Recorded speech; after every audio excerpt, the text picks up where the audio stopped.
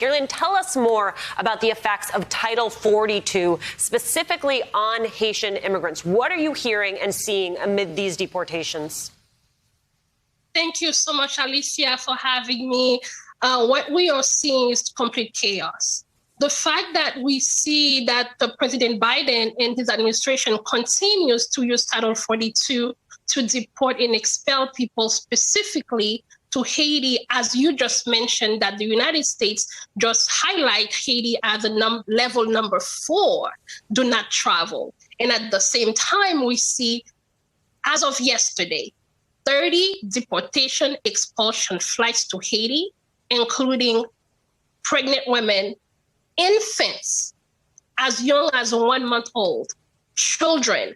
Instead of protecting them, we continue to use this Title 42 as a trap to literally continue the same system that Trump has put in place, which is unacceptable. And that is why we as a community are calling on President Biden to immediately rescind Title 42. Right. Talk to me about that, because this has become one of the stickiest questions in all of this. What would it mean to get rid of Title 42? What it will mean to get rid of Title 42, it will mean to actually provide a way for people to safely apply for asylum at the U.S.-Mexico border.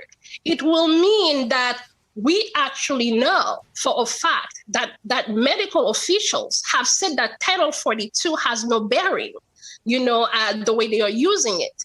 Because we are seeing if Title 42 is being used as a way to protect the Americans from COVID, understanding that they tell us that they test those people before deporting them.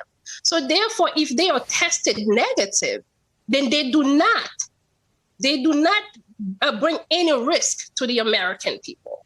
And we want to make sure that not only those asylum seekers and migrants and babies are protected, but they are also being able to be careful and welcome with dignity. So Title 42, as we see it being used, is unacceptable and borderline illegal. I want to talk about the report released this week. Human Rights First tracked nearly 500 attacks and kidnappings suffered by asylum seekers turned away or stranded in Mexico since President Biden took office. What are the realities of what Black immigrants specifically face when they are expelled into Mexico? What have you heard? Again, Alicia, thank you. As of yesterday, I received a call at 6 a.m. where one of the people from Haiti who has been in Tijuana for the past 4 years was being held at gunpoint. And he was robbed, and he was unable to tell us if he was robbed by regular people on the street, by a gang, by the cartel, or by the police. Simply, he said that they took his money, they stopped him. They were wearing a deep blue vest, and they said that they were officials, but they didn't have any ID. And he barely escaped because he paid them so they could let him go. That happened yesterday. So the danger for Haitian immigrants, the danger for Black immigrants, as they travel this long journey to come and ask for asylum, it's unsafe for them. Understanding that those Black immigrants, those Haitian immigrants, those Ethiopian immigrants are the most vulnerable. They cannot escape. The moment they step foot on the soil, they see that they don't belong there.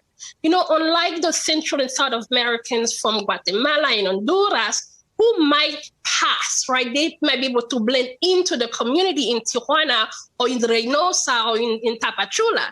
But if you're a Black person, there is nowhere for you to go. There's nowhere for you to hide. There's nothing to protect you. The vulnerability that we see within the very system is nearly unbelievable.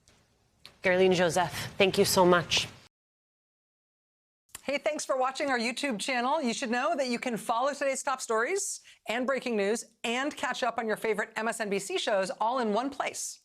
Download the NBC News app today.